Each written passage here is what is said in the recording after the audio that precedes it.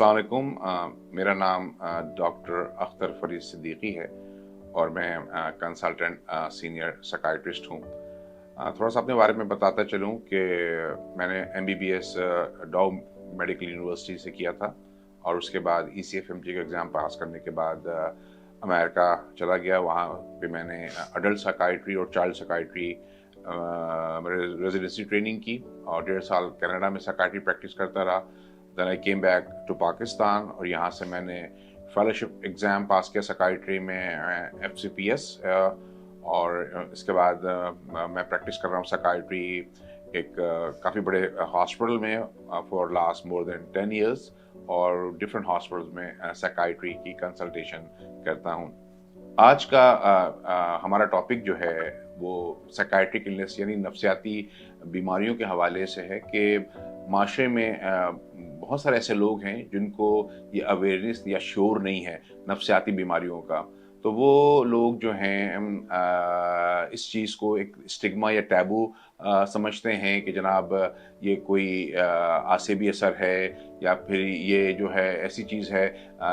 जो बदनामी का बायस हो सकती है या शर्म का बायस हो सकती है। तो वो फिर डॉक्टर्स के पास नहीं जाते, वो किसी पीर फ़कीर के पास ले जाते हैं ऐसे मरीज़ों को और ऐसे लोगों के पास चले जाते हैं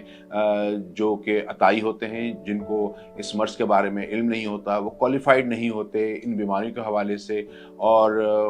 तो ऐसे लोगों की वजह से मरीज़ ना सिर्फ बेशुमार परेशानियों में और तकालीफ से गुजरता है बल्कि उनके घर वाले भी, वो टाइम का ज़िया और पैसे का ज़िया उनका होता रहता है। तो बहुत ज़रूरी है कि नफ्सियाती बीमारियों को समझा जाए, इस पे यकीन किया जाए और स्पेशलिस्ट डॉक्टर्स के पास इन मरीज़ों को लेकर आया जाए कि जो कि इसका इलाज करना जानते हैं।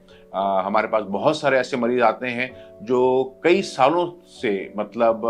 ऐसे लोगों के से इलाज करवा रहे होते हैं जो नॉन क्वालिफाइड होते हैं, जो डॉक्टर्स नहीं होते, जो साइकियाट्रिस्ट कंसल्टेंट साइकियाट्रिस्ट नहीं होते और वो न जाने किस तरह के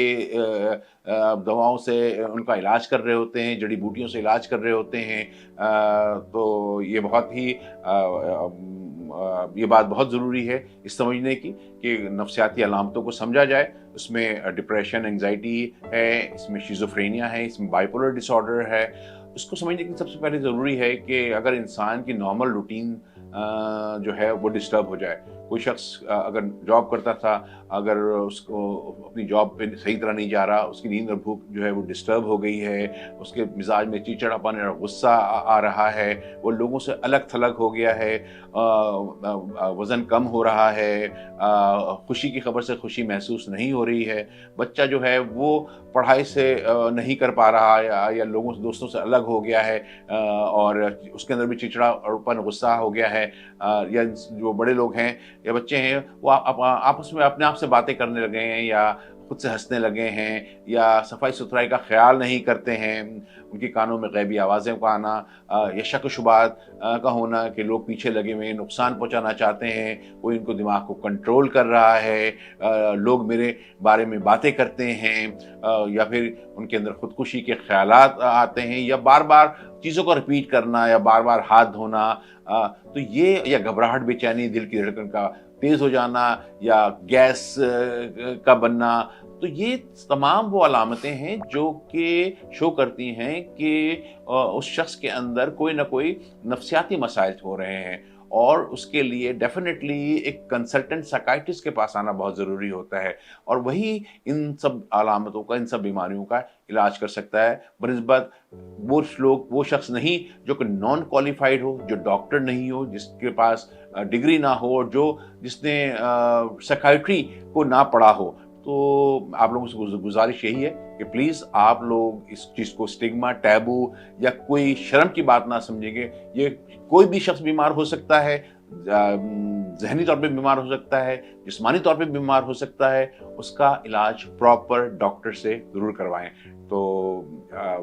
आप लोग अगर मुझसे कंसल्टेशन करना चाहते हैं, मैं कई सालों से कंसल्टेशन कर रहा हूँ साइकियाट्री के हवाले से, तो आप प्लीज़ अपना marham.pk को डाउनलोड करें और मरहम के पास मेरी सारी इन्फॉर्मेशन, मेरी डिग्रीज, मेरे क्लिनिक के टाइमिंग्स मौजूद हैं आप मुझसे कांटेक्ट करें और फिर मरहम आपको बताएगा कि आप किस तरह से मुझसे कांटेक्ट कर सकते हैं। बहुत बहुत शुक्रिया।